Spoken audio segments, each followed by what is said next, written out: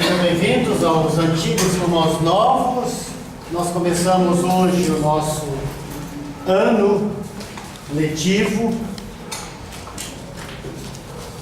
Alunos, ex-alunos e novos alunos, sejam todos bem-vindos. Nós nos reunimos então para esta aula magna, ou aula inaugural do Centro Cristão de Estudos Judaicos.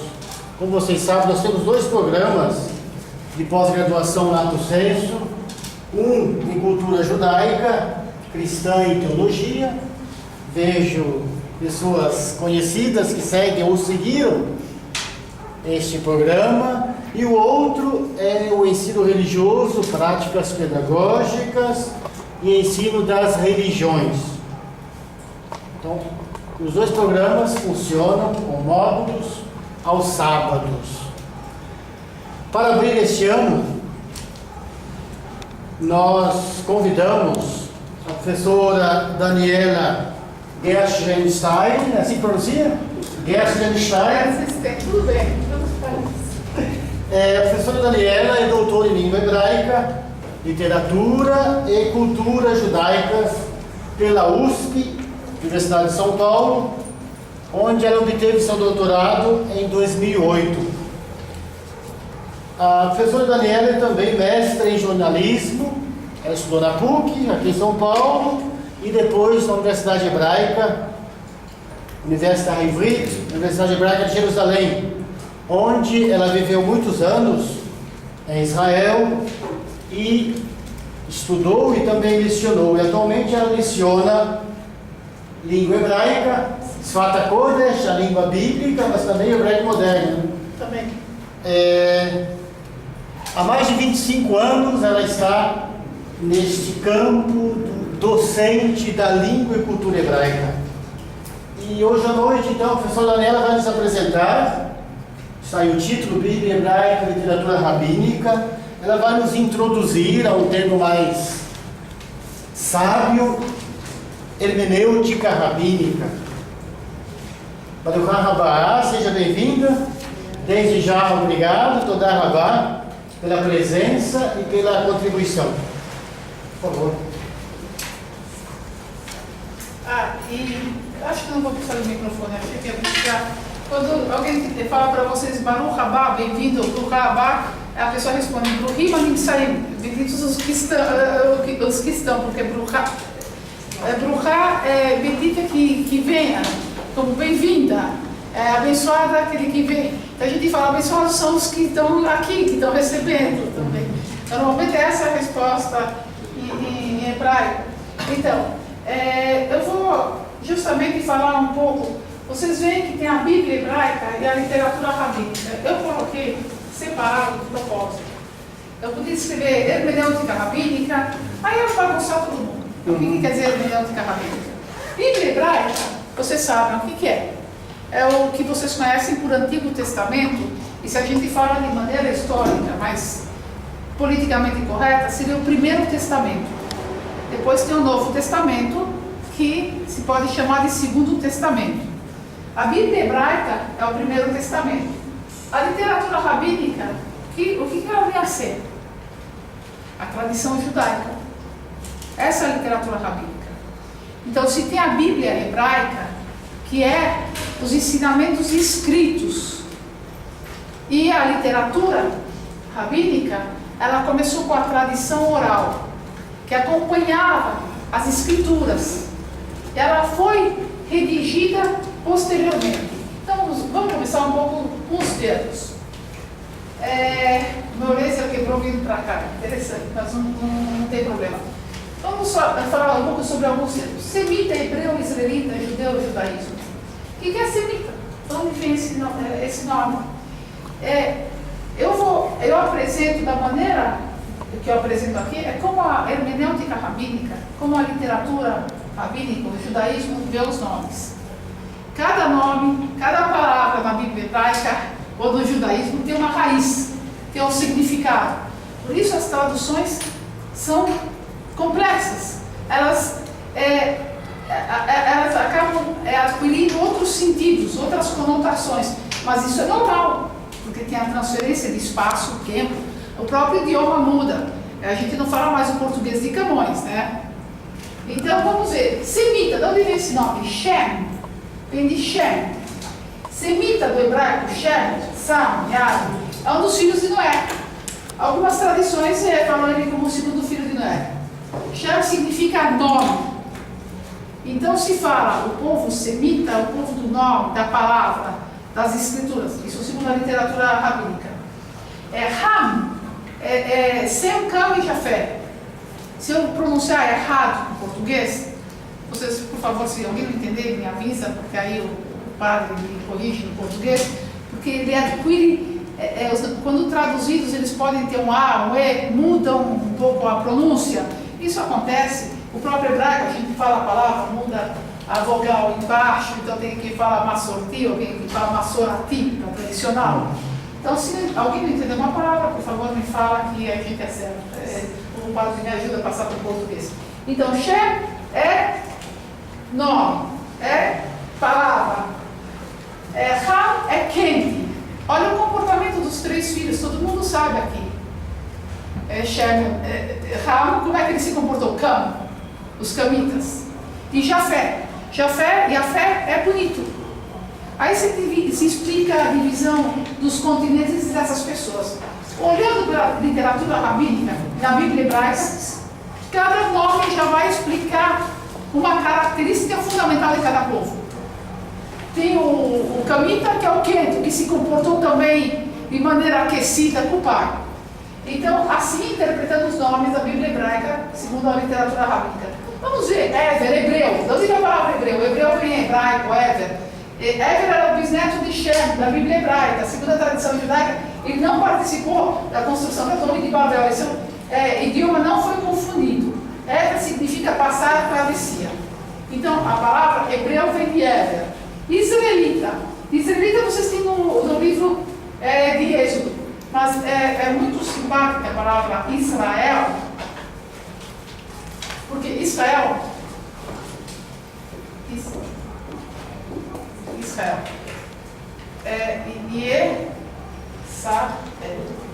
Então, era Yaakov. Yaakov tem um significado. Yaakov, ele vem de Ekev, aquele que veio atrás de Esaú, que queria sair antes, ele veio seguindo. Então, Yaakov, a palavra, a raiz do nome, tem um significado. E o nome dele depois mudou para Israel, foi mudado, teve a briga com o anjo. Aí o que fica? Yesael. Ele vai ser um príncipe, um representante, um ministro de Deus. E se tornou o patriarca que formou os filhos, são as tribos. Agora, esse Sar, esse SR, Sar, também vem de tem Sarai. Sarai é Sara, ou falam Sari. Então, aí depois ela se transforma Sara. Também tem uma explicação. Então, os nomes na Bíblia hebraica, cada um tem a raiz e tem um significado. Na Bíblia hebraica se encontram todos os nomes dos descendentes de Noé e todos os nomes. Tem um muito bonito. Quantos anos viveu o Matusalém? 400. Muitíssimos, né? Agora, o nome dele em hebraico é Metushelach. Metushelach, morreu. E Metô é a morte dele. Metushelach, a morte foi mandando, foi sendo adiada, ele não morria. Então, cada nome tem. Noé é Noah. Noah é calmo, paciente, a pessoa está. Então tem a explicação também. Adão, isso a gente vai ver em frente. Adão vem de Adamá, Adão é Adão. Adamá é terra, ele veio da terra. Então Adão é vermelho. Vamos continuar. Agora, então a gente já sabe quem é o semita, quem é o hebreu e quem é o israelita. Aliás, na saída do Egito, quem sabe que vai ter o Seder da Páscoa de Pêssar, vão fazer aqui no centro. Quando teve a saída do Egito, não foram só os israelitas que saíram. Saíram os residentes de Goshen. E na saída do Egito, no deserto, tinha um mapa das tribos e tinha todo o povo ao redor. Não foram só os israelitas que saíram do Egito. Aí depois teve todo esse povo que recebeu o quê? Os 10 mandamentos. Não é a Bíblia hebraica, não está escrito isso lá. Moisés subiu, desceu. Alguém pode fazer lição de casa e contar quantas vezes Moisés subiu e desceu. É para isso. E o que aconteceu? Os primeiros, ele deixou cair ou derrubou, e depois ele voltou com outros. Então, mas agora, vamos falar o que é judeu. Judeu, o falecimento do rei Salomão em 926 antes era comum, Rehavam, é o bom se dividisse em dois. Judeu vem do nome Judá, né? O quarto filho de Israel, de Yaakov. É o quarto filho. Então esse termo rebate também ao quarto filho. Mas a gente vê a divisão dos reinos, que era chamado da região de Judá. Então fica, o termo tinha a Judéia. Então esse termo se liga ao judaísmo de uma maneira ou outra. Quando se fala judeu, só que agora vamos ver o que é o judaísmo. Se judeu também era todo residente da região de Judá, que não era chamado por pertencer a um outro grupo, o judaísmo o que é? O judaísmo já é mais restrito. Ele se fundamenta basicamente na tradição fariseia. Se fala que a tradição oral que Moisés recebeu os 10 mandamentos e durante a vida, está escrito no livro de Deuteronômio, que ele entregou uma cópia das escrituras para cada líder de tribo e uma coronada do Testamento. Então lá se fala pela tradição que tem o Pentateuco até um certo ponto. Quais letras a gente não sabe, mas você tem o Pentateuco. Depois isso foi sendo passado em frente. Então o judaísmo é isso? Não. Tem cristãos que sabem muito melhor através da Septuaginta e de estudos muito mais ligados com a Bíblia hebraica, mesmo se através do grego, do que muitos judeus. Então o que é o judaísmo? O judaísmo segundo a hermenêutica rabínica, é a tradição oral que Moisés passou em frente. Ele entregou as escrituras para cada líder de tribo e ele ensinou o povo o que fazer. Tanto que é muito interessante porque o sacerdote de Midian, o sogro dele, falou: coloca juízes, todo mundo vem para você não vai conseguir ajudar o povo todo.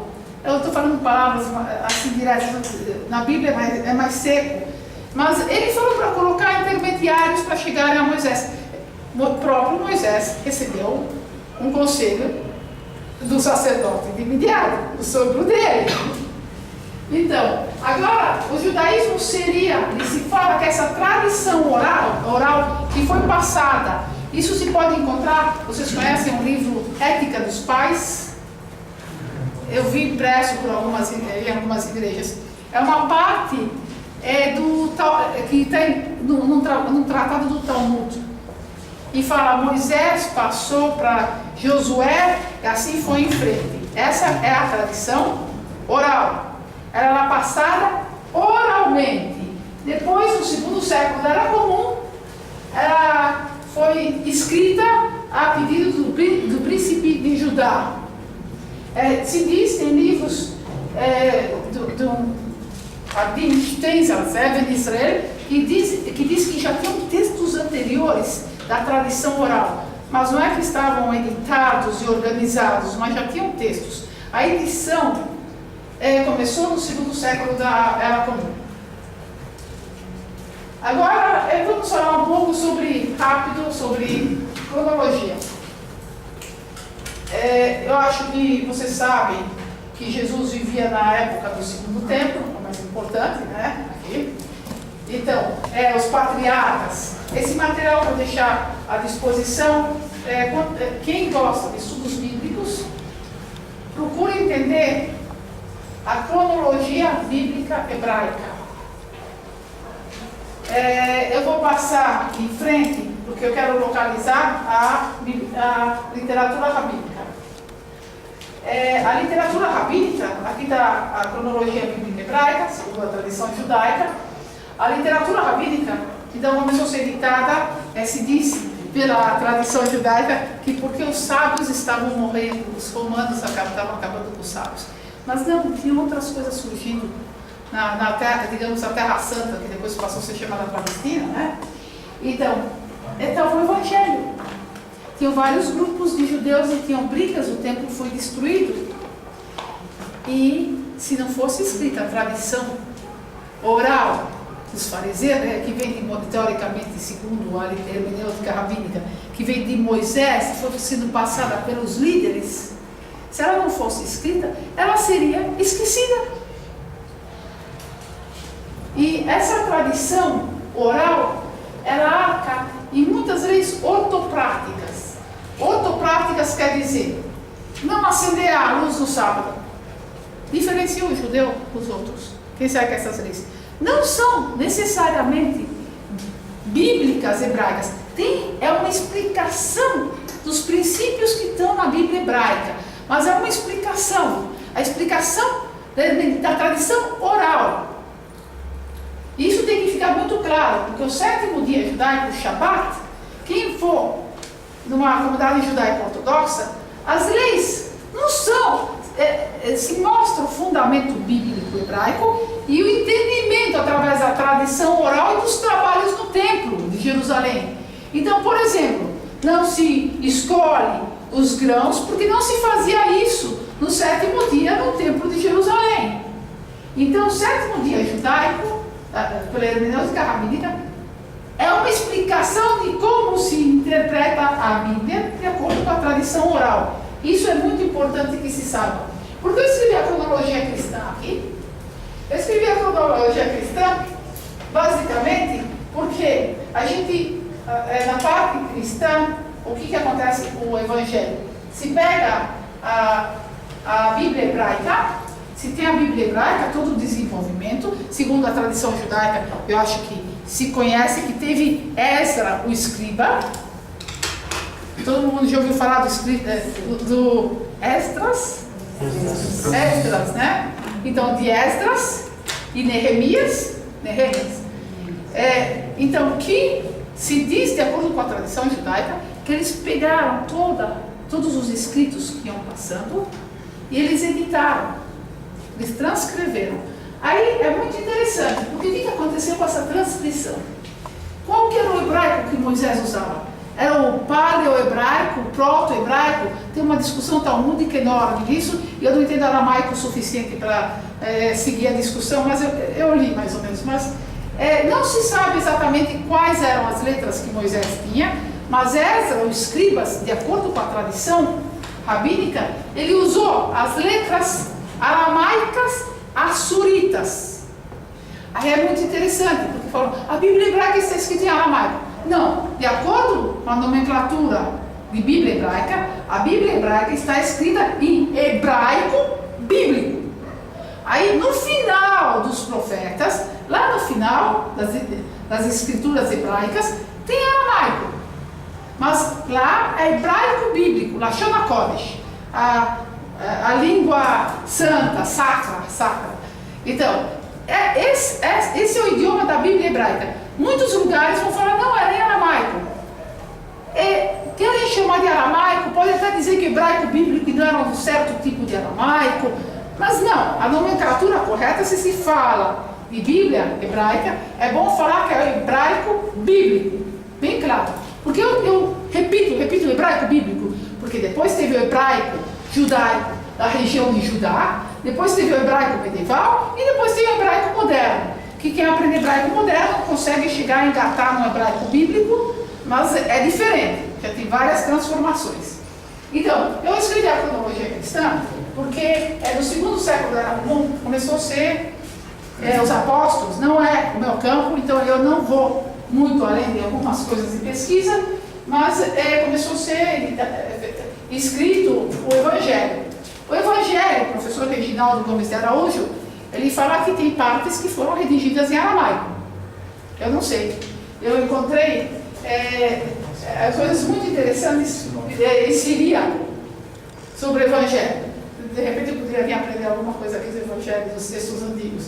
Então, mas aí o que acontece? Se aramaico ou siríaco, no que fosse, tem partes que foram escritas em grego, foram escritas fora de Israel. A Bíblia cristã, ela se fundamentou na Septuaginta. A Septuaginta, por que na Septuaginta? A Septuaginta era uma tradição do Antigo Testamento, do Primeiro Testamento, pro grego, do 2º século da Era Comum. Agora, o que acontece? Quando teve essa tradução para o grego, no 2º século, antes da Era Comum, da Bíblia hebraica, os fariseus falaram que isso era como um bezerro de ouro, que o grego não se podia falar nada do judaísmo, de tradições judaicas com o grego, porque tinha o panteão. Então, o grego é comparado ao bezerro. Aqui tem a primeira cultura linguística, e que não precisaria ocorrer, porque como o padre pode explicar, tem muitas tradições ou maneiras de traduzir. O grego influenciava também na cultura local, não era só hebraico. Então, o grego ele já tinha invadido o Oriente de certa maneira. Então, existiam os hebraísmos que pegavam a noção de grego. Se eu analisar o hebraico bíblico, é do 5º século antes da Era Comum, ou analisar o hebraico, que é linguística, do 2º século da Era Comum em Judá, eu já vou sentir a influência do grego, onde que os verbos vão parar, já vou sentir inversões. Mas aí o que acontece? A cultura com a cronologia cristã foi que no momento que se fez a Bíblia cristã, o que é a Bíblia cristã? É o Primeiro Testamento e o Segundo Testamento. O Primeiro Testamento, escrito, foi pega como base a Septuaginta. Também textos hebraicos, depende, tem confusões, porque eu verifiquei a Septuaginta oriental, a Septuaginta ocidental, eu não consegui entender, o grego eu não sei bem, mas tem discussões. O Segundo Testamento foi redigido em aramaico ou grego, mas foi todo esse pacote da Bíblia cristã foi canonizado em grego sacro. Então, aqui a Bíblia cristã foi montada em grego sacro. A primeira parte foi chamada de Antigo Testamento porque o foco, a importância era no Novo Testamento. E por isso que hoje em dia, que se tem mais liberdade de discurso, tem lugares, os presbiterianos me ensinaram Primeiro Testamento e Segundo Testamento. Antes usavam Antigo e Novo e falava que era terminologia cristã. Então, aqui teve, digamos, a cultura. No 2º século da Era Comum, começou a ser ditada a literatura rabínica a pedido do príncipe de Judá, e a Bíblia cristã e o Evangelho estavam se espalhando. E que, aliás, eram muito próximos ao judaísmo. Muitíssimo. Agora vamos um pouco em frente. O que é o paleo-hebraico? O hebraico de Moisés? Ninguém sabe exatamente como era, mas ele tem ditos que podiam ser letras, né? Próximo a essas letras, tá? Isso é o paleo-hebraico. Agora é muito interessante quem procurar a Torá, o Pentateuco samaritano. O Pentateuco samaritano não usa o grego cristão e não usa o hebraico dos judeus. Eles escrevem com um paleo-hebraico. Vale a pena procurar na internet o Pentateuco samaritano. Agora, o que mostra sobre o que fundamenta a literatura rabínica, Israel ficaram todos muito contentes quando, depois, nos anos 50, foram encontrados os pergaminhos do Mar Morto, datados do 2º século antes da Era Comum, até na época do segundo tempo. Porque as letras, aqui não dá para ver direito, eu tentei ampliar. Eu estive no Museu de Jerusalém, o senhor também, não? E viu que é tudo climatizado, é escuro, não pode fotografar, mas mesmo, aí eu pedi uma permissão especial, mesmo quando a gente fotografa no celular bom e aumenta, é difícil, eles têm fotos boas, mas a gente não consegue ver. Mas vale a pena porque se vê os pergaminhos na frente, se vê um pouco as pontas. Mas as letras são muito parecidas com as letras que se usa hoje em dia para o hebraico, que são as letras aramaicas assuritas que o escriba Esdras utilizou para editar as escrituras, as escrituras hebraicas, a Bíblia hebraica, o Primeiro Testamento. Essa é agora, já é um pedacinho de pergaminho moderno, quem consegue ler esse do Shema Israel. Aqueles me tiraram um pedacinho quando tirou o nome de Deus, porque seria a letra rei, né? Mas, tudo bem. E a escrita sefaradita. Por que eu falo sefaradita? Tem os judeus orientais e os ocidentais, só que os orientais dos países árabes assumiram os costumes de um grande exegeta e jurista rabínico chamado Beit Yosef, que ele determinou os costumes sefaraditas. Sefaraditas é a Espanha. E esses costumes, eles estão com os judeus que iam da Espanha até a Babilônia, praticamente. Tinha um gancho de costumes. E se explica porque também por causa da expansão muçulmana, que trouxe o pessoal do Oriente, que chegou da Espanha. Quem vai para a Espanha vê a influência dos muçulmanos, dos islâmicos, nos templos locais. Então, os costumes espanhóis sefaraditas, eles pegam Espanha, Portugal, norte da África e até a Babilônia. Os persas já é diferente. A diferença básica, isso aqui, básica não, só uma amostra, não vou falar as básicas, que é complicado.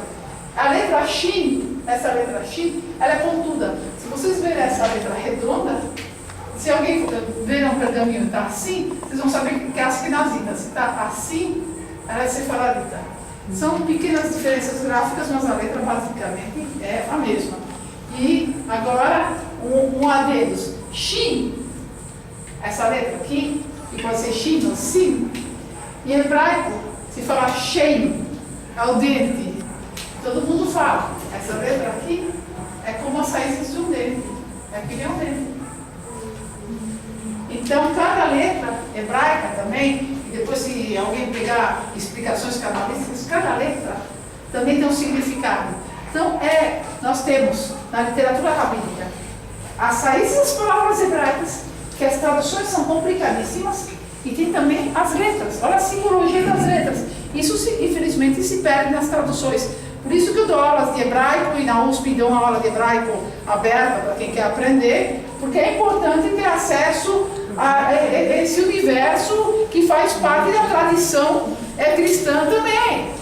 Então é muito importante, por isso que eu fiquei contente que ele está aqui, né? Porque o meu campo não é evangélico. Mas... Então, agora, primeiras traduções da Bíblia hebraica. Isso eu vou passar rápido. Teve a Septuaginta, do segundo século antes era comum. Aí ela teve uma inversão textual, mudança sintática. Mas Septuaginta é porque 70 pessoas traduziram. Então, e teve moldes, não se pode menosprezar nenhuma tradução, porque todas têm uma hermenêutica, tem uma metodologia, então toda tradução é válida. Ninguém pode falar, então essa tradução não serve, outra não serve. Serve! E tem que aprender também porque foi traduzido assim. Se pode falar que a tal edição de Vozes escreveu de tal maneira tal parte, porque entende que o Espírito Santo é assim, assim, assado. Tem um motivo. Não se pode menosprezar as traduções e muito menos as tradições. Só que a Bíblia hebraica, cada vez que é traduzida, assume tradições de quem traduz, né? Então a Bíblia hebraica, então a Septuaginta escreveu em vermelho, porque a hermenêutica rabínica fala não tem a ver com o judaísmo. Em vez a Bíblia hebraica para o aramaico, de Unclus e de Onkelos ou Unclus e de Jonathan. Interessante que Unclus, segundo a literatura rabínica, era um converso, alguém que se converteu ao judaísmo. E aliás, isso é importante saber, também no ambiente fariseu, que aqueles que tinham a ascendência judaica, porque as tribos já tinham 10 tribos perdidas, segundo o tempo, Então, eram só os sacerdotes que não podiam casar com convertidas e tinha que se saber a ascendência, pai, mas os outros, se tem histórias da tradição oral, que o povo saiu depois do dia do perdão, do segundo templo, e estavam todos atrás do sumo sacerdote, passaram 2 líderes, e o povo saiu, foi atrás desses 2 líderes. E o sumo sacerdote falou, e por que eles pararam? Eles não estão atrás de mim, estão atrás de 2 convertidos, 2 conversos. Porque esses eram 2 líderes que sabiam da tradição muito mais do que o sumo sacerdote e também lideravam no templo os costumes, porque o sumo sacerdote não podia dormir de noite, isso é tradição oral, não está escrito na Bíblia. Segundo o templo, já é pós-Bíblia hebraica. E eles comandavam as tradições judaicas, sempre fundamentando da onde e por quê. E tinham discussões terríveis entre os saduceus. Os saduceus eram os alunos do líder que se chamava Tzadok, e muitos desses alunos de Tzadok eram sacerdotes e tinham toda a nobreza judaica, mas não eram aqueles que seguiam as tradições e que lideravam o povo. E entre esses, muitos eram convertidos. Então mostra que o judaísmo depois muda agora, né, a história das conversões, quem é ultra-ortodoxo, quem é reformista, cada época é diferente. Mas naquela época os fariseus não eram os grandes estudiosos, se caricaturiza com as barbas, daquele jeito, mas não é que eles eram filhos que voltavam da ascendência direta até Jacob, até as tribos. Então, agora, até a Septuaginta, que é o Antigo Testamento, o Primeiro Testamento, canonizados em grego sacro. Entendido? Se pegou a Septuaginta, o Evangelho foi editado de certa maneira, que foram canonizados em grego sacro. Depois você tem que formar a Bíblia cristã. Aí tem Vulgata Latina, Jerônimo, Lutero, King James, traduções diferentes, né? E cada tradução, tem um artigo, se procurarem no meu nome vai encontrar um artigo, mas é muito leve sobre as traduções. Mas vamos em frente, porque não é esse o tema. Vamos falar aqui que a Bíblia hebraica, ela é Torá, Nevim e Ketuvim. Isso é bom anotar, quem quer anotar, porque a Bíblia hebraica, Torá significa ensinamento, Orá, ensinamento, e é o Pentateuco. Nevim são os profetas, Nevoá é o que vai vir, são o que profetiza, vê o que vai vir, e Ketuvim é Katuv, escrito, são as escrituras. A tradição oral, que começou a ser editada na segunda, 200 era comum, no segundo século era comum, tudo bem, está certo. Então, começa a Mishnah. A Mishnah, ela é editada em hebraico da região de Judá. Aí depois da Mishnah, isso é literatura rabínica, eu estou falando porque é base da hermenêutica rabínica. Então, se baseia nesses livros. Aliás, quem precisar de fontes, porque é muito ruim se um de vocês dá aula e apresenta alguma coisa, depois não sabe como fundamentar e descobre outra. Aí se fala, olha, eu não conhecia, eu aprendi um novo livro, esse livro fala isso. Então, porque eu também posso errar, eu também posso aprender uma outra nova e falar, olha, então eu gosto muito do professor Edson Faria, ele tem a tradução intertextual da Bíblia hebraica, não quer dizer que eu concorde em tudo com ele, ele manda as coisas, mas ele sempre me acrescenta, é alguém que sempre acrescenta. Então, agora, tem um livro, esses são informais, não são livros acadêmicos, mas é fácil para quem não é um erudito de igreja, de textos bíblicos, então ele pode pegar Iniciação ao Estudo da Torá, Iniciação ao Estudo da Torá, e Iniciação ao Estudo do Talmud. Se encontra, acho que com facilidade na internet, ou na livraria Sefer, na Alameda Barros, que se encontram também muitas outras coisas que podem ser úteis para vocês. Então, agora a literatura rabínica. O que é a literatura rabínica? Onde se fundamenta todas as explicações dos rabinos, dos exegetas judeus, sem falar em ortodoxia. Tem a Mishnah, tem o Talmud jerusalemita, depois tem as gerações são Tem os Tanaitas, Amoraitas,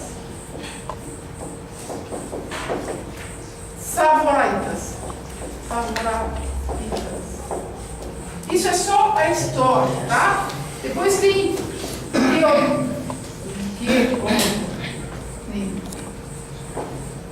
aí depois tem primeiros e posteriores.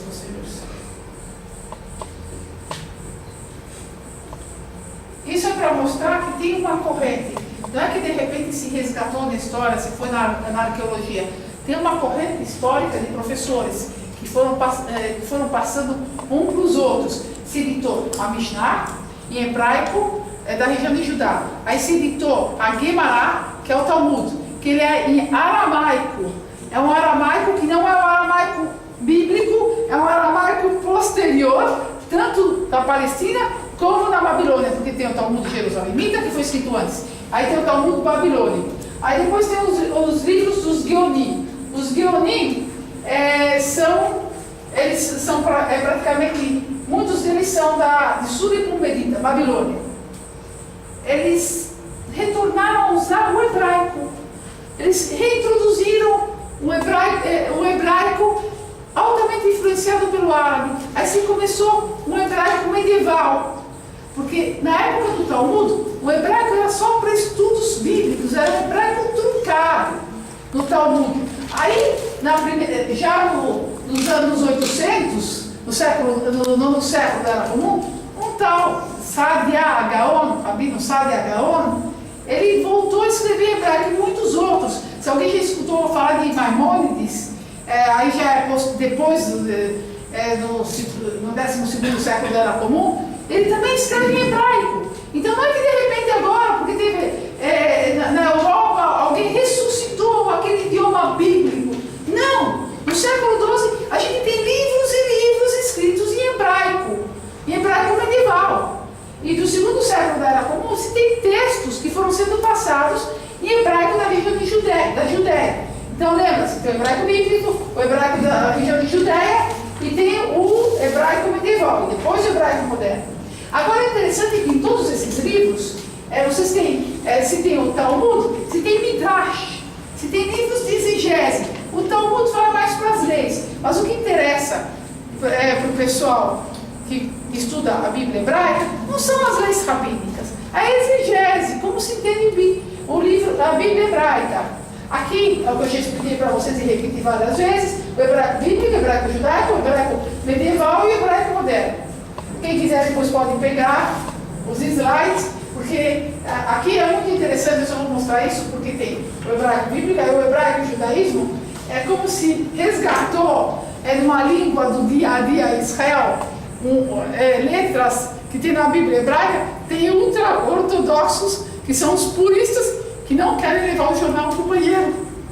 Eles não leem jornais comuns, mas os livros, digamos, se eles têm algum livreto que não tem assuntos bíblicos, ou algum anúncio da escola, não querem levar para o banheiro, ou querem usar só o Yiddish, ou o dialeto dos outros, porque falam, está ligado com a Bíblia hebraica, está ligado com o criacionismo. E se entende porque eles têm essa ligação. Agora, no momento que eu falei isso, vamos voltar um pouco sobre os maçoretas. Os maçoretas, como a gente viu, tinham os textos, os pergaminhos encontrados no Mar Morto, que foram encontrados, digamos, na década de 1950, depois da fundação de Israel, mas se metem no 2º século antes da Era Comum, mas os textos maçoréticos, digamos, a Bíblia hebraica, depois eu vou mostrar para vocês um pergaminho, ela tem as letras trabalhadas e cuidadas pelos maçoretas. Não eram todos os maçoretas que eram judeus e nem judeus ortodoxos, eram linguistas, e era dividida essa atividade. Tinha um escriba, um pontuador e pontuador, esses eram os mais importantes, mas era dividida em 3.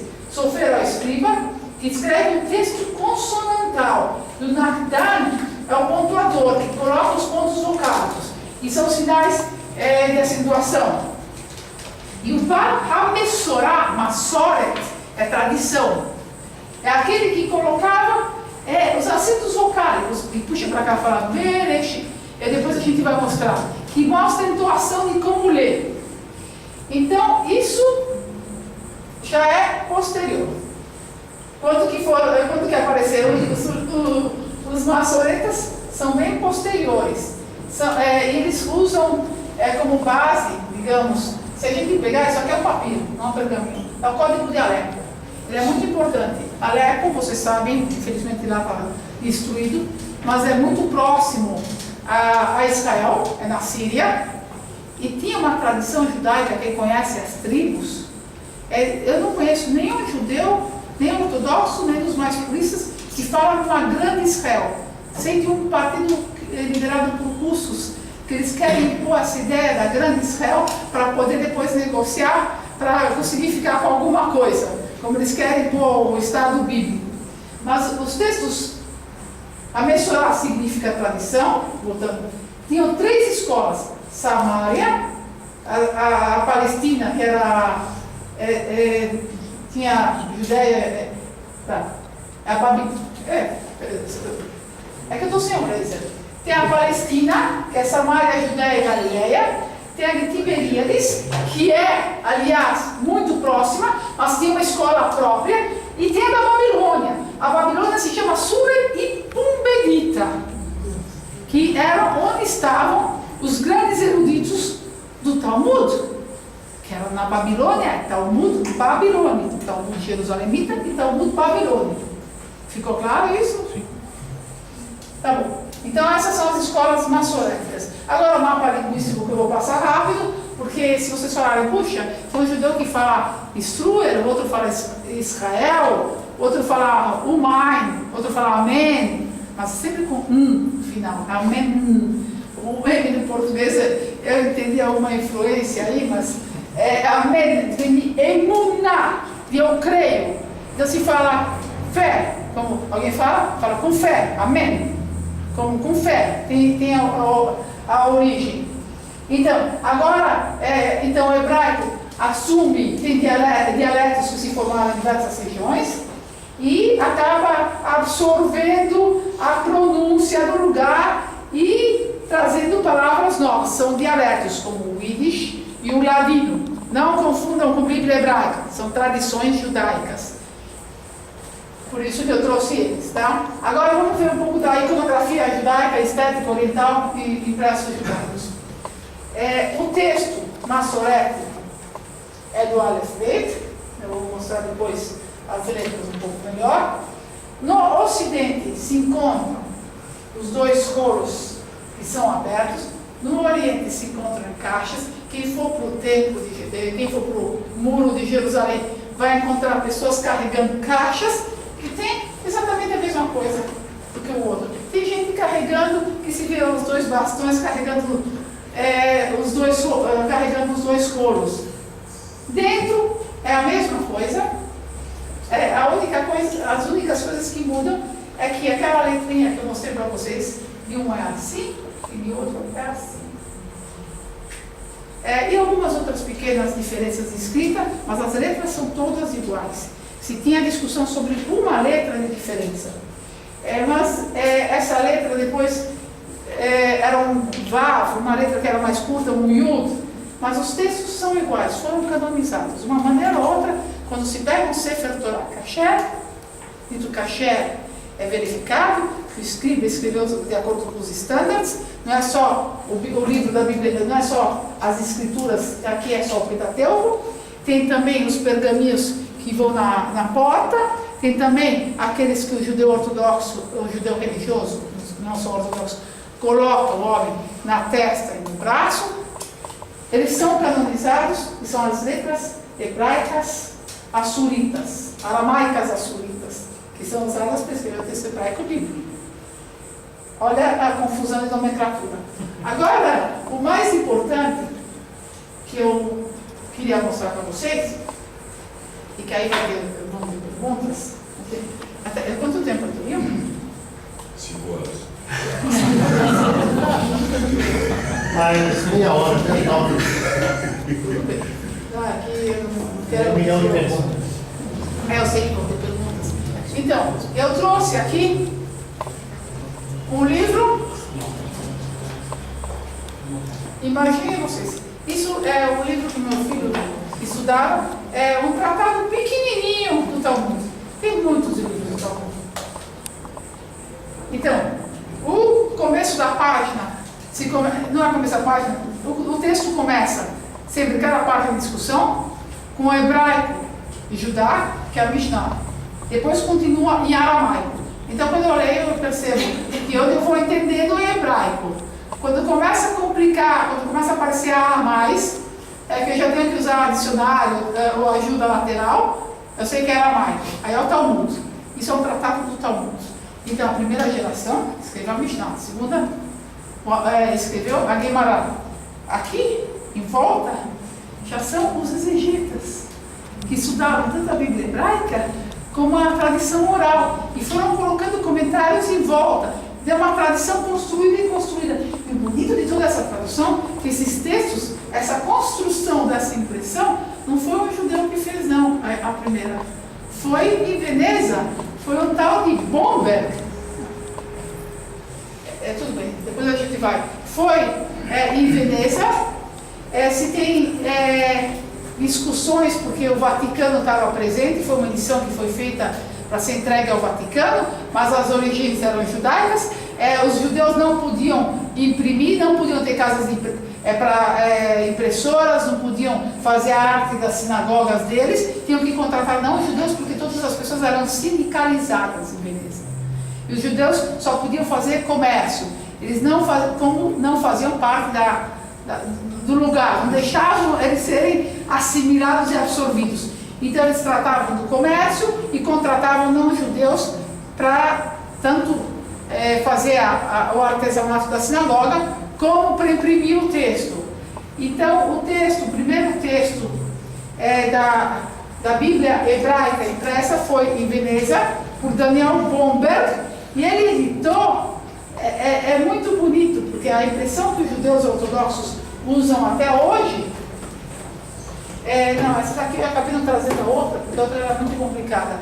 A edição que se chama Mikraot Gdolot, ela é baseada naquela impressão que foi feita em Veneza. E essa impressão que foi feita em Veneza, na Bíblia hebraica, ela tem partes abertas e separadas.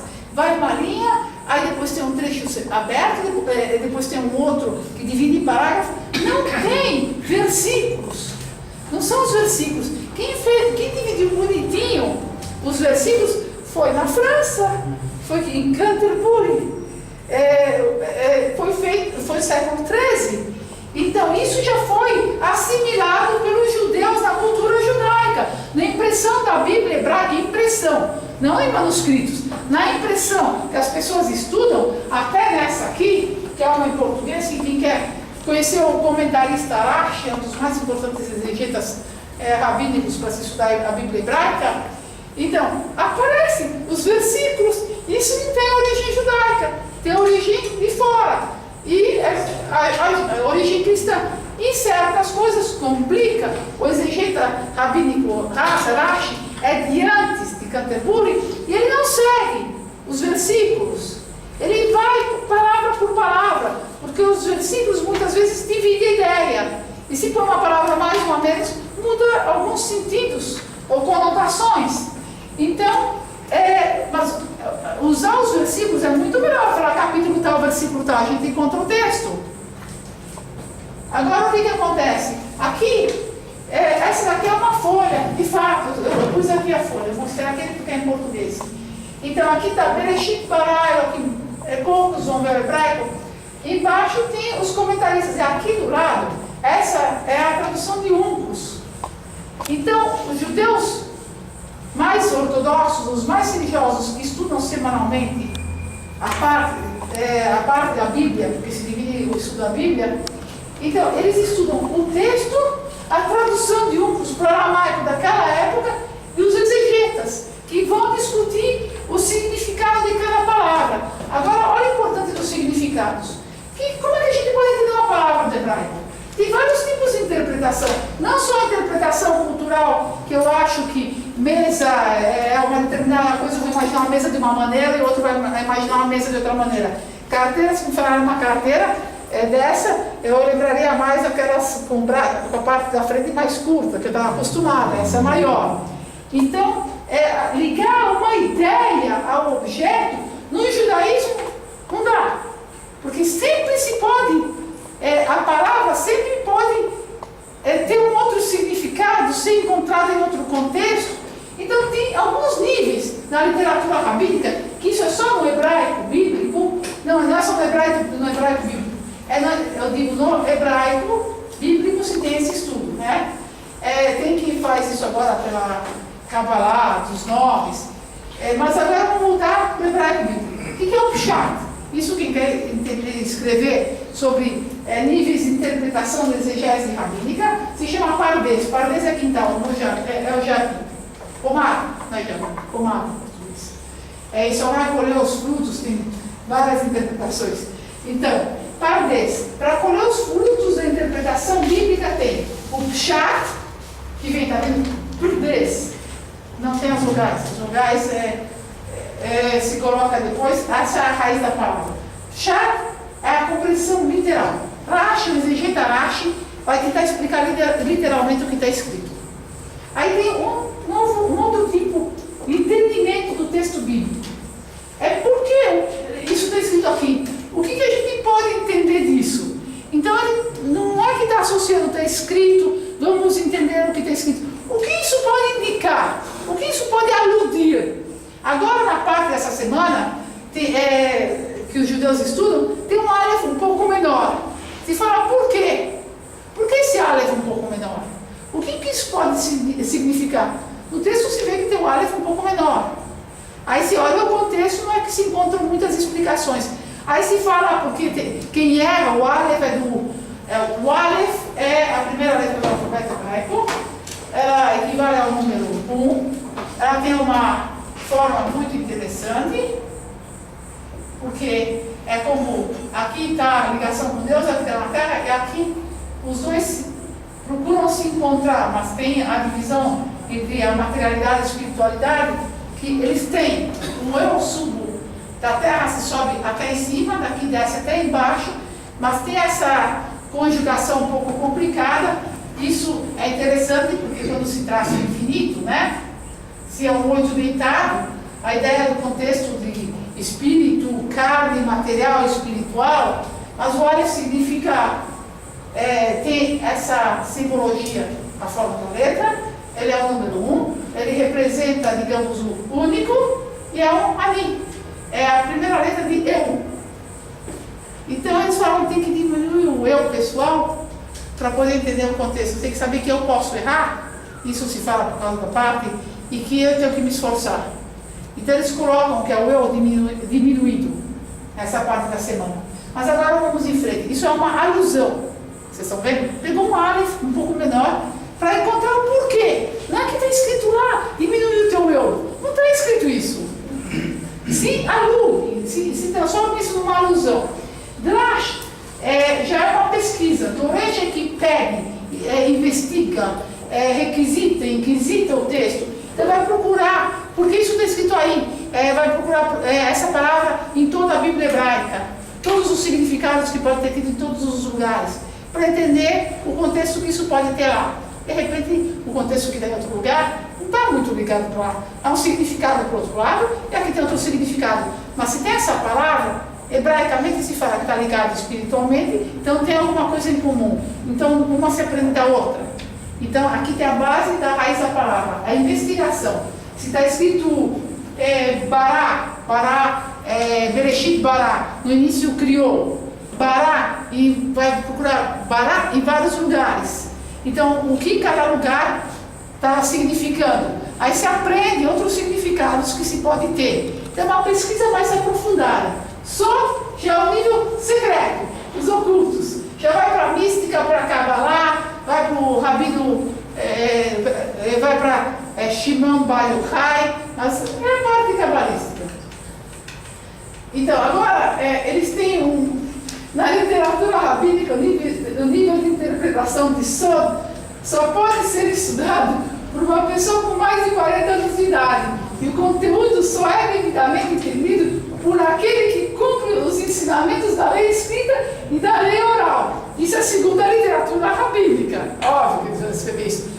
Aí acaba falando, o Sod é o oculto de acordo com essa tradição. Então, outorgados de Moisés aos judeus no Monte Sinai. Então, o Sod é muito abstrato. E tinha alguém que era ligado ao Sod, que quando ele viveu anos numa caverna escondido, quando ele saiu, ele olhava para os campos e ele falava, ele viveu tanto tempo na caverna, só comendo uma certa fruta, se chama harupim. Ele viveu muito tempo, ele não tinha as roupas, ele ficava enterrado na areia, e só no sábado ele colocava as roupas dele para não terminar as roupas. Os romanos estavam perseguindo ele. Aí quando ele saiu, ele falou: passei tanto tempo na caverna estudando o filho dele, Torá, o que as pessoas estão trabalhando? Ele menosprezou a criação, e onde ele olhava pegava fogo, por causa das palavras que ele usou. Então tem uma alusão no hebraico das palavras, não das imagens. As imagens são praticamente proibidas, ou significa pouco. As palavras, tem uma grande importância das palavras, das raízes das palavras, o uso das palavras. Então, agora, os exegetas rabínicos, cada um interpreta, tem a interpretação dele. Isso, quem quiser saber depois, pode pegar na apostila que o Padre Donizete tem, que o manual tem. Por favor, em contato com o centro, porque explica quais são os exegetas, como cada um interpreta, qual que é a linha de cada um, como eles estudam o texto bíblico hebraico. Mas o mais importante para vocês não é a história dos exegetas, eu acho, é pegar uma palavra, aí se está estudando aquele pedaço, você vai verificar no Shlomo Yitzhak, o Rashi, o que o Rashi explica. E aí vocês têm a tradução em português, com comentários de Rashi. Agora tem que sair mais uma. Tem a Bíblia hebraica com comentário de Rashi. Aí o Rashi ajuda a entender o texto hebraico, de acordo com o que está escrito em hebraico. Aí tem outros que estão no Micrófono do Lótus, os comentários. Quem quer se aprofundar vai ver o que o Ibn Ezra explica, o Or HaHaim explica, dependendo do que vocês estão estudando. Mas vamos ver, isso vocês entenderam? Vamos para o texto hebraico. A Bíblia hebraica e a literatura rabínica tem um problema de interpretação. Primeiro, a divisão dos versículos não é o que determina. Então aqui já dá um problema nas traduções e nas interpretações que podem mudar os sentidos. Aqueles que Bomberg do século XVI em Veneza editou, fez a primeira Bíblia hebraica impressa. Agora vamos passar um pouco para vocês entenderem a importância de aprender o hebraico bíblico. O hebraico moderno pode ser uma ponte para conseguir entender com mais facilidade o bíblico, mas é bom focar em aprender o hebraico bíblico. Só quem não consegue é o professor de hebraico bíblico, tem pela internet. Se consegue, pode usar o hebraico moderno, porque ele sim ajuda como ponte para entrar no universo do hebraico bíblico, mesmo se é diferente. No hebraico bíblico, a gente tem, olha, inglês, não sei quem sabe inglês, mas todo mundo pode entender. She is a pretty girl. Ela é uma bonita menina. Bonita menina. Olha, sujeito, verbo, adjetivo, substantivo. No português, nas línguas latinas, a gente tem menina bonita. Ou no italiano, se fala, que bela menina. No italiano também. O adjetivo vai antes, quando ele é importante. Mas, digamos, no inglês, o mais importante aqui tem o sujeito, verbo, adjetivo. O adjetivo é mais importante do que o próprio substantivo. O que o cara parece que é. Em vez do hebraico e no aramaico, no hebraico, digamos, isso o árabe herda, o hebraico moderno já muda. O importante é o que se faz. É o idioma das palavras com significados, sem figuras. Agora falando de sintaxe bíblica hebraica, o importante é o verbo. Vai dar ver Moshe, ou vai dar ver, ele falou, e fez. O importante, o verbo vem antes. Aí quando isso se traduz direitinho, se coloca o verbo antes. Aqui é a contextualização do hebraico. O hebraico moderno já vira. Jacó, eu trouxe uma coisa moderna, bebe suco de frutas. Eu imaginei que o pessoal não ia falar hebraico, então eu não comecei a escrever em hebraico, né? Eu transliterei. Então o verbo já passa depois, se fala antes do sujeito. Parece que tem um eu aqui, que pela história vai ficando mais importante o eu em vez do que o que se faz. Então, mas isso já é filosofia linguística. Agora vamos ao que interessa mais a vocês. Bereshit Bará é o primeiro versículo. Vamos fazer um estudo dos versículos.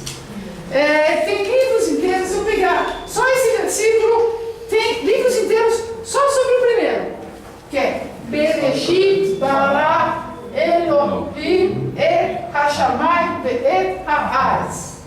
Aqui dá um problema, não sei se esse pedaço de pergaminho que eu puxei da internet é foto, seria kasher, porque aqui está dando um problema com as letras.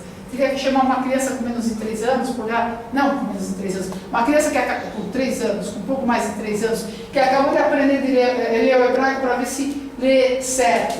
Porque aquele resh, um adulto pode falar, resh, é isso, entortar. Mas tem uma tradição rabínica que chama uma criança que acabou de aprender a ler para ver se consegue ler. Porque aquele cantinho está dando problema. Bereshit, a palavra Bereshit, olhem bem, a primeira letra de Bereshit, B, essa aqui. Olha só o que tem a literatura rabínica para traduzir, para explicar um versículo. Primeira letra é essa. Então, você está, se quiser colocar o pontinho, senão seria V. É B. Não é Aleph. O Aleph é 1. Se fala que 1 é só unidade, é com Deus, que a gente não chega ao conhecimento total. Então, não começa por Aleph. Quem pegar qualquer lição da judaica, da Bíblia hebraica ou do Talmud, vai encontrar que sempre começa pela página 2. Porque o conhecimento total não se chega a ter. Agora, olha a letra. A letra, lembrem que o hebraico pode nessa direção. Ela é assim. Vocês estão vendo, né? Se eu quisesse fazer bonitinho, eu faria assim. Então, mas tudo bem. Vocês entenderam. Tá bom? Então, assim é o B. Agora, olha, daqui não se sabe. A Bíblia hebraica começa para cá. Essa é a explicação sobre a letra. Então já tem uma explicação, porque não é Aleph, começa com B. Agora, Bereshit, Berosh. Essa palavrinha aqui, Berosh, é cabeça. Então no começo, a primeira coisa, é na cabeça da criação, no início da criação. Parece mais um parto cósmico, desculpa o termo assim, é estranho, mas é Bereshit. Então, agora vem a segunda letra do alfabeto e a última letra do alfabeto. A primeira, você tem o conhecimento total, mas se fala que nessa palavra já engloba toda a criação. Depois se abre em partes, primeiro dia, segundo dia, terceiro dia, mas já essa palavra mantém tudo, já tem toda a criação. Agora, Bará, de novo, Bereshit, Bará. Bará é criou. Agora, saúde é Briut. Então está ligado com alguma coisa de criação. E esse contexto é muito importante em todos os estudos da exegese rabínica da Bíblia hebraica. É ligado em cada letra, em cada raiz de palavra, em cada pedacinho. Agora, Bereshit Bará, aqui tem Deus na forma comprida. Aqui tem Et HaShamayim, Et HaAretz. Esse Shamayim tem sido Shamayim. Então, no início criou Deus, o Eterno, Deus é um tipo de... Não, porque Deus tem o tetragrama, esse não é o Deus do tetragrama, tem divisões no texto bíblico de quando aparece o tetragrama, de quando aparece esse nome. Et HaShamayim. O que é esse Shamayim? Os céus e a terra, a Aretz. Eu escrevi um texto, alguém colocou a Aretz, que é a terra, aí a pessoa que ilustrou colocou o jornal, a Aretz de Israel, ilustrando, e eu vi quando isso já subiu no site, eu olhei, me engasguei, que estava bonitinho escrito a Aretz, um óculos assim, eu confundi um pouco as coisas, porque é um jornal, mas tá, a Aretz, aqui é terra, Shamayim, olha a palavra Shamayim, Sham, em hebraico, Sham é lá, Maim é água. Além de Sham, pode ser Shem, tem a parte sólida que vocês escutaram antes dos semitas, mas Sham, Maim. Sham é lá, Maim, as águas de lá. E tem essa contração, Sham, Maim. Maim é água. Agora, tem um Midrash que explica que Shamayim é uma contração de Esh Umayim, de fogo e água. Isso já não está escrito no texto. É Sod. Já está Sod. Exato, já está além. Esh Umayim. E quando eu estava na faculdade, eu conheci o Haroldo de Campos no elevador da PUC, eu subi na PUC, o bacharelado, ele estava fazendo uma tradução. Eu aprendi muito com ele, mas eu passei para ele. E ele colocou numa das traduções, ele dizia que ele era um poeta, que ele não era religiosa, a tradução dele era poeta, que é linda. Não é uma tradução que se vai usar na igreja, numa sinagoga, mas tem toda uma poesia. Então, e que ele tentou resgatar alguns significados do texto judaico. Agora, vamos um pouco mais em frente. E depois, no alfabeto, aí eu abro para perguntas. Como eu falei, na exegese, tem exegese rabínica, vamos ver os nomes. Falem os nomes. Vamos ver quem sabe, eu falei antes, os primeiros filhos de Jacó. Está escrito no versículo. Rubens?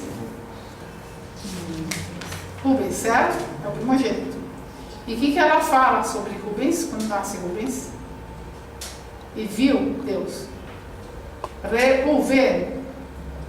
O nome fala Roé.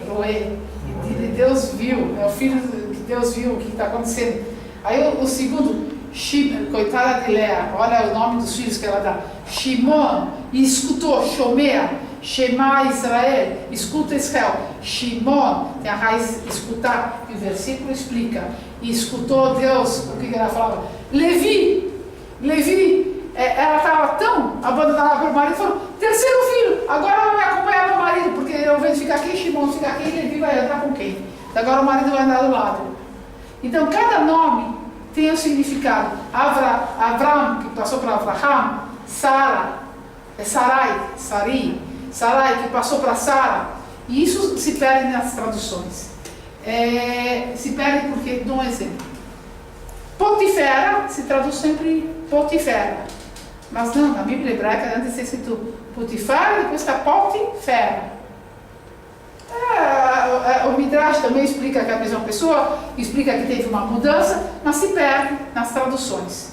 E a raiz muda. Então se explica por alusão que aconteceu alguma coisa fundamental na vida dele.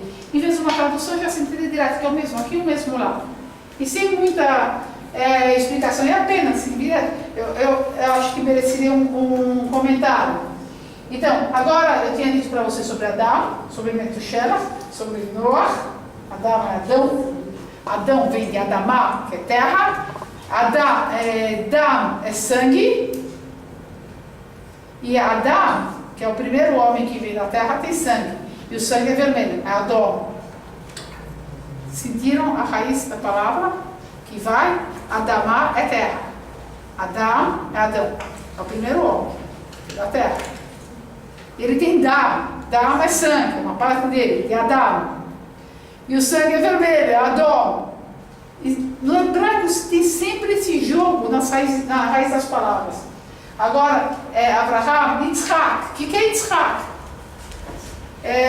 Eu estudei, tinha um irmão que se chamava Hilário, irmão Hilário, no colegial.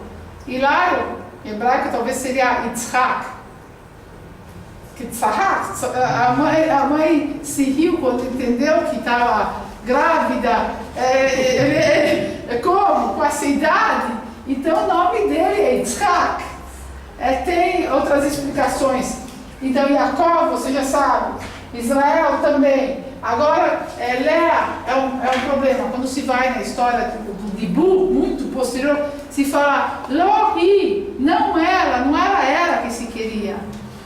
Mas ela é um exemplo de mulher. Ele gostava da irmã. A irmã entregou essa. E essa quietinha, ele falou, Deus viu a minha situação, Deus escutou a minha situação, agora meu marido me acompanha. Essa é um exemplo de matriarca. Todo mundo pensa na bela Raquel. Mas Lea, e segundo o Midrash, se fala que Lea era prometida para Esaú. Então Esaú foi passado para trás, perdeu também com quem ele ia casar, né? Ele foi lá para a família, pegou uma, pegou a outra. Então tem um contexto aí que, se vai a fundo, é complicado. Então, agora, é simpático, porque isso remete, eu coloquei aqui, e vai cá, o sumo sacerdote, ele tem uma bênção que ele dá para o povo de Israel.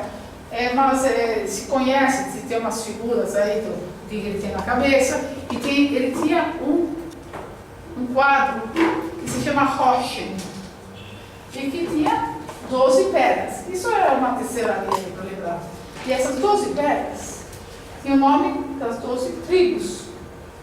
E o nome das 12 tribos, tanto que Rubens e Rubi, a pedra de Rubens era o Rubi, vermelha. E esse Roche, se fala que quando se tinha o segundo templo, tinham milagres que aconteciam lá, que não se conhece mais hoje em dia. No primeiro templo mais ainda, mas no segundo templo também tinha os milagres.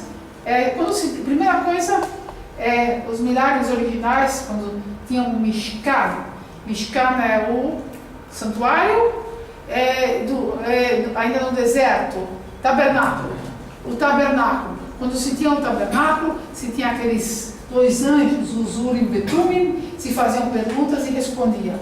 Aí depois que o sumo sacerdote, ele tinha esse quadro, e quando se fazia perguntas, tinham letras que refletiam e se encontravam respostas. Isso eram milagres que aconteciam no segundo templo, que são trazidos. Uma vez por semana trocavam os pães, e também o candelabro e os pães que se trocavam no altar, eles não apodreciam, eles ficavam frescos, colocavam uma vez por semana. Então tinham muitos milagres. Só que agora eu coloquei aqui porque Reuven, a pedra de Rubi, Shimon, a segunda pedra, Levi e Yehudá. Yehudá parece mais Judá. A gente tem o nome Judá, e daqui vem a realeza Israel. Se bem que pensavam que Yosef é que acrescentou, né? Que o Messias viesse de José. Mas não, a realeza, o rei Davi se remete a Judá. O nome Benjamim. O que é Benjamim? Teve uma série, ainda bem que vocês não assistem essas novelas que estão fazendo. Eles trazem, eu assisto um outro capítulo aí do canal 7, né? Que tem a Universal. Eles trazem umas coisas interessantes, mas fazem uma mistura. Eu fui no templo. Benjamim seria Ben-Oni, seria o filho da minha pobreza. Ela morreu logo depois. Aí Jacó transformou Ben, filho, e Amin, da minha direita. Vai ser um filho forte. Então cada nome se tem que tomar cuidado, aqui tem que tomar cuidado, porque tem o Pshat, tem o contexto bíblico, que a gente tem que se prender exatamente do que está escrito em hebraico. Então aí eu aconselho ler Rashi. Rashi, esse exegeta Shalom Yitzhak, eu aconselho ler os comentários dele para entender o texto bíblico hebraico na parte literal. Quem quer começar a entender a mais, se bem que esse Rashi, ele traz muitos midrashim. Midrash já lembra a palavra drash. Já lembra o outro nível de interpretação. Mas para ele apresentar o literal, ele traz já pesquisas.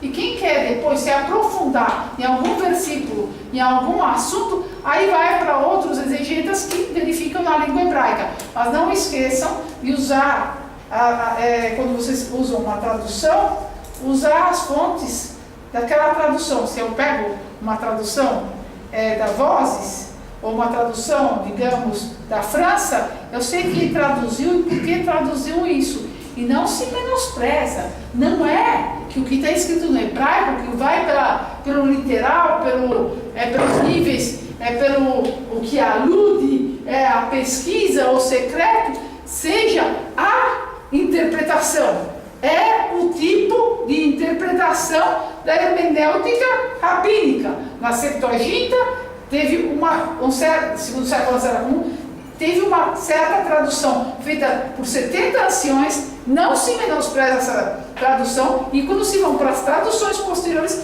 cada uma tem sua explicação. Então, mas eu acho que quando a gente alude, traz versículos da Bíblia hebraica, mesmo se de tradução atual ou da Septuaginta, vai no texto hebraico e verifica o que está escrito para ver 10 das letras, da raiz da palavra e entender, porque de vez em quando não só se adquire sentidos diferentes nas traduções, mas se perde uma riqueza linguística inicial que agora com o diálogo, o mundo mudou, globalização, o diálogo um aprende do outro, eu acho válido. Agora, perguntas, eu não sei. O alfabeto para vocês, pode deixar aqui. Quem tiver perguntas.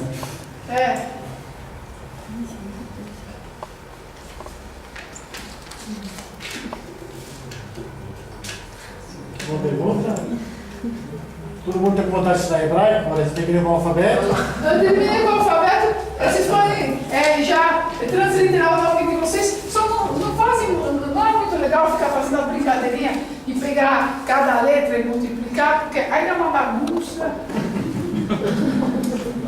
Sim, tem uma pergunta aí. Boa noite. Boa noite. Como é que eu posso entender a palavra morachá e Torá, as duas como ensinamento? O que diferencia uma da outra? Moreshe, Yerushá. Que bom que... Yerushá é testamento, é o que foi herdado. O senhor lê a revista Morachá, por acaso? Talvez. Que é editada pelo pessoal do Safra, lá da Higienópolis.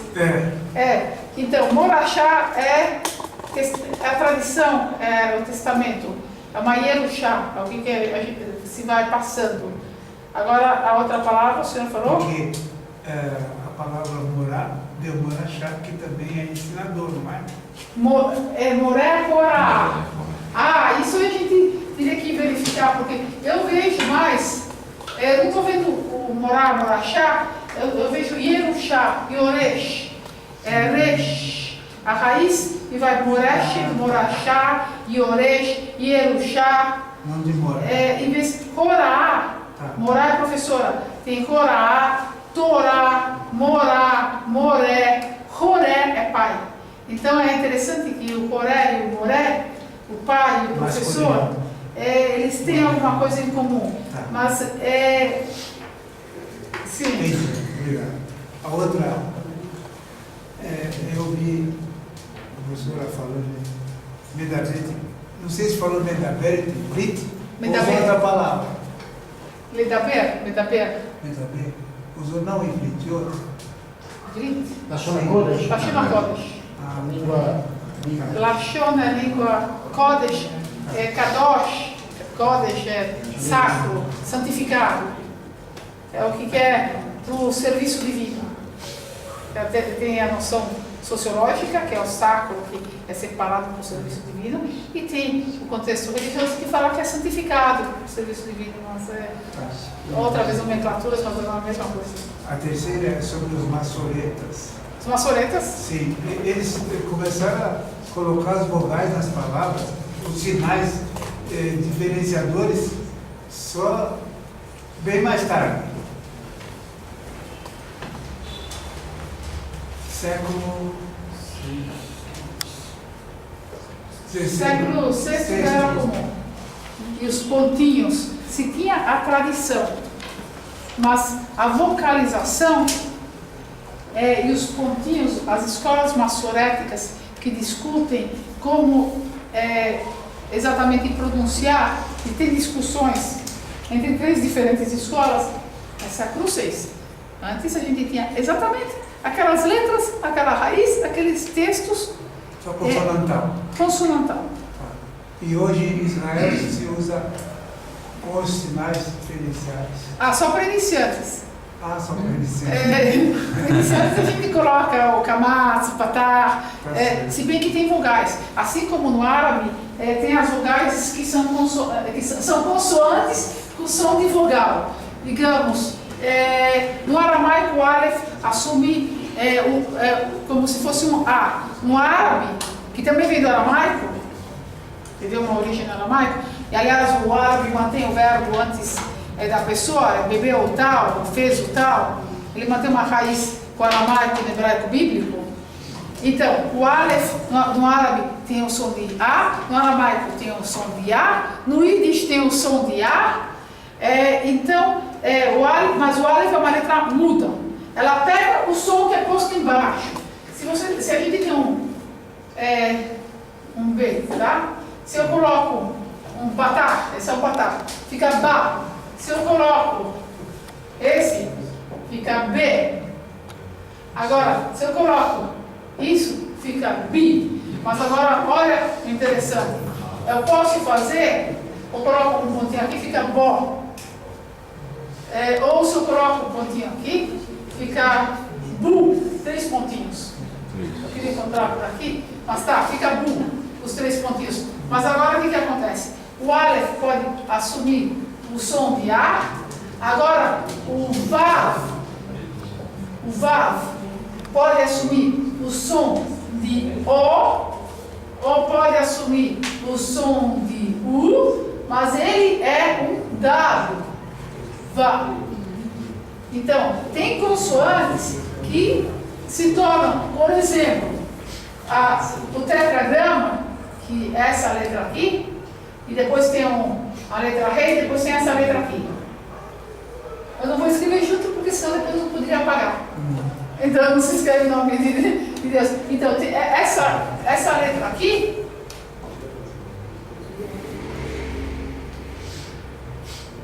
é um Yud. Ela tem o som de I no latim, e hoje em dia, ou Y. No latim, tinha de J, que era Iota. Então, Jesus Nazarenos Rex Iudeorum. Jesus. Então, o J. Só que agora, se eu pôr o J, vão falar José. Então, aí muda. Então, tem, mas esse som é o I. Agora, o Vav, que seria um Yud, a mesma coisa, e que desce. Esse é um Vav. Então ele é V. Se tem um ponto em cima, ele pode ser um O. Se tem um ponto no meio, ele vira um U. Agora tem então A. Agora no Yiddish, a letra Ain, ela é vista como E. No hebraico não. No hebraico, principalmente nos lugares orientais, o Ain é um Hain. É um Ain aqui dentro. É tão cultural que Asa vira Gaza. Asa, o território de Gaza. Então, mas era um texto consonantal e por isso que dá várias viradas que alguém fala, como eu não quero começar a colocar muitas palavras a mais, Massorati, Massorti. Tem gente que lê, o correto é falar Shema, um E curto, não é Shema, é Shema, porque tem uma coisa que se chama 2 pontinhos embaixo, que seria, digamos aqui tem um é um E curto, os 2 pontinhos embaixo. Isso não tem no português. Os askenazitas, os judeus ocidentais, eles engolem. Virou Shema, virou Shmuel. Shmuel é Samuel. Então, lendo no hebraico seria Shemuel. O pessoal fala Shmuel, engole isso. Então, tem a diferença de como se pronuncia. E aqui, ninguém, se eu falar Shmuel, vou falar, o que é isso?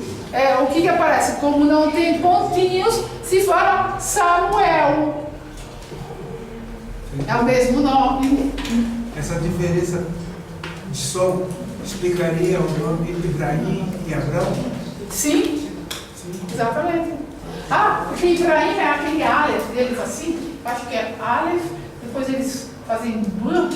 Então, aí esse Aleph, quando tem uma coisinha aqui, no árabe eles fazem I, mas seria Ab. Então, vira Ibrahim. Mostrando a fonte aramaica. Aqui eu escrevi a fonte, isso aqui é a fonte árabe mesmo. Aqui é o árabe, esse daqui é um vizinho árabe. Aqui é o árabe. Quem me levou a aprender árabe no Centro Sírio foram os meus alunos pastores. da USP. Então, isso aqui é árabe. Até você ficar filmando, tem que hebraquear na Bíblia. Não é hebraico, tá, gente? Obrigado. Tá bom? Sim. Aqui no texto fala assim que a exegese rabínica, né, assim como a hermenêutica, só é aplicado nos textos hebraicos. Né? Sim. E não, por exemplo, sendo textos gregos. Mas pegamos assim, o Segundo Testamento. A gente, fazendo o Segundo Testamento, a questão hermenêutica, a gente percebe que os hagiógrafos, né, os primeiros escritores do Segundo Testamento, utilizaram o Midrash. Lógico, se percebe o que tem hebraísmos, né? Semitismos. Como? Expressões semíticas. Semíticas, os semitismos, porque não é nem hebraísmos, os semitismos. Tem, isso merece um estudo mais aprofundado. Alguns defendem que o Segundo Testamento ele surge através desse método midrástico rabínico, né? E alguns até acabam defendendo que existem várias leituras nessa questão do Segundo Testamento relacionado com o primeiro, né? Então, nesse caso, a exegese rabínica a gente pode aplicar tanto nos textos hebraicos, ou também a gente pode aplicar nos textos gregos, ou não. É complicado, porque aí se você vai para o Aleph Bet, é complicado. Mas estudar o Evangelho e a vinculação, o professor Reginaldo, da USP, ele tem esse estudo, e ele é o maior expert de lá também, da USP, não só em textos talmúdicos, mas também de hebraico bíblico. Coloca qualquer judeu que está por lá, assim, no bolso. Então, mas pegar um texto que já está em grego ou posterior e procurar a ligação é complicado. Eu não sou experiente ou perita suficiente no Evangelho se teria que pegar as palavras com alguém que entende sobre esses semitismos, aí se avaliar a proximidade através do Midrash. Mas você tem que tomar cuidado para não patinar na maionese. Desculpa o termo, é patinar na maionese. Se de repente alguém fala, olha, está o termo, porque está com Aleph. Eu recebi de alguém aqui no Brasil importante me mandou uma Bíblia cristã inteira escrita em hebraico, porque queria me mostrar as palavras em hebraico do Segundo Testamento. Aí eu olhava, não era nem o que batia com outras edições que eu sabia. Me casaram as palavras. Então tem que tomar cuidado, porque campo linguístico, eu não vou, tem quem doutrinariamente quer ligar uma coisa a outra. Não, campo linguístico tem que se tomar um pouco de cuidado. Então vamos ver a tal tradução, vamos entender o contexto, aí pegando o nexo, se pode vincular a tais passagens na Bíblia hebraica, porque tem narrativas semelhantes, e muito semelhantes. A gente pode pegar narrativa para cá e narrativa para lá, e se tem semelhanças, mas tem que tomar cuidado para não entrar no outro. Dependendo do autor, às vezes ele pega da Septuaginta, às vezes ele pega da hebraica, dependendo da passagem. Tem que tomar cuidado. Eu não sou... Alguém me entendeu alguma coisa totalmente errada, que misturou como casamento de sangue com sanguinário. Então, tem que tomar cuidado. Pega exatamente o pedaço, verifica outras traduções. Se é do Evangelho, você não vai encontrar em hebraico, então tem que tomar cuidado. A gente pode falar então da sintaxe, ou pode falar da narrativa, do contexto, da sentença, do que está sendo escrito, mas tem que tomar cuidado para não fazer uma grande sopa aí, porque aí não tem nem fundamento acadêmico, nem histórico e nem religioso. Ou religioso se alguém virar um líder montando alguma coisa do gênero. E bom, gente aí para seguir quem fala besteira, muitos têm. Então se tem que tomar cuidado quando se tem consciência, se tem uma fé para ser digno, né? É mais interessante então a pergunta, porque tem muitos termos do Evangelho mesmo. Só Lucas não era. Então tem muitos dos outros. Se pega, eu não sou perita em Evangelho, se sente exatamente a tradição judaica transpassada. Como um exemplo, né? Uma jovem prometida em casamento, tem toda a questão da transliteração, passa a ser virgem, esse jogo. Toma cuidado. A história da virgem, aí que me puxaram da Bíblia hebraica, não estava escrito virgem, estava escrito jovem, e Naará é Tulá é virgem. Então tem que tomar cuidado, porque exatamente esse jovem virgem, então explica, tem que explicar. Aqui essa jovem, a gente chama de virgem, porque é jovem prometida e que vai casar, a gente supõe que é virgem, por isso que está fazendo essa ligação de nós, mas explica, porque senão vai chegar na Bíblia hebraica, vai chegar qualquer um que sabe um pouco de hebraico e vai falar, o que está falando? Está escrito jovem, não está escrito virgem. Exatamente nesse exemplo, porque existem algumas interpretações que faz essa leitura errônea. E aí dá uma complicação danada. Tem que tomar cuidado. Aí, sim. Perguntar assim, para quem é totalmente leigo em hebraico, não tem patavina, não sabe nem pedir um ovo em hebraico, né? Mas tem alguma coisa, tem algum livro, algum estudo da Midrash no português? Hebraico. Do Midrash sim, tem.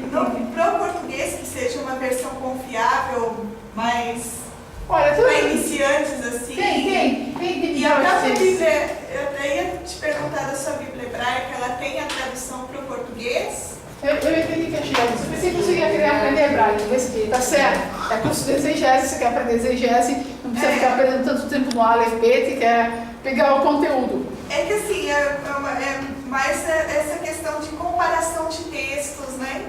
Eu entendi. Que eu gostaria de... Agora tem uma coisa, se você pegar os livros de Midrash 6, o Midrash fala, tem tradução para o português, foi da editora Sefer Alameda Barros. Eu não sei exatamente que número, mas escreve editora Sefer. Ele vai achar que eu estou fazendo propaganda para ele, mas é que não é que lá se encontra. Tem outros também. Tem na Galeria Vitrine. Tem uma lojinha pequena de um ultra-ortodoxo, os óculos assim. Lá tem alguns livros que também dá para comprar. Então, dentro da Galeria Vitrine, tá? Que não precisa chegar em Higienópolis. E tem livros, só que aí, muitas vezes, eles saem para Agadot, para historinhas. Aí você acaba não conseguindo vincular muito com o texto. Tem uma série do Midrash muito boa, Midrash Agadá, as histórias, porque tem o Midrash Alahá, tem o Midrash que interpreta para falar leis, e tem o Midrash Agadá que interpreta para falar histórias. E tem uma série de 5 livros novos, acho que se fala Midrash Agadá mesmo, mas tem livros em português, claro, mas aí você sabe que você está no papo doutrinário judaico. Você está lendo historinha de moral judaica ditada por rabino aqui para a comunidade judaica ler. Então aí você pega ele com todo o senso crítico necessário, você pega um pedaço que ele está explicando, vai procurar no texto e fala, tá, aqui já é alusão, eles estão aludindo, mas eles se trazem as fontes normalmente. Aí você verifica de onde ele está falando cada coisa. Porque assim, explicando um pouco o contexto, eu já fiz o curso, né? E até hoje não entreguei meu trabalho de conclusão.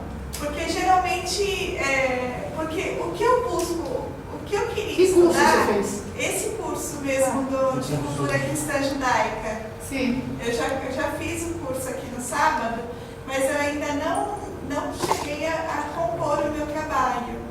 Porque o que eu gostaria, que eu vi uma ligação durante o curso, tudo, por exemplo, com o cristianismo. Sim. Vou traçar o paralelo entre o judaísmo e o cristianismo. Eu vi que muitas vezes Jesus, no discurso evangélico, sim, ele trazia as midrashes antigas, dos sim, textos antigos. Sim. E eu queria ver um pouco mais dessa midrash para ver como Jesus ensinava, o foco de Jesus, digamos, professor. Aí vai precisar da ajuda deles, porque para você abrir demais, pega um ou outro discurso e vai procurar isso anterior. Justamente a gente tem que encontrar essa fonte mais antiga, né? Aí vai precisar da ajuda deles. Ele vai ter que pegar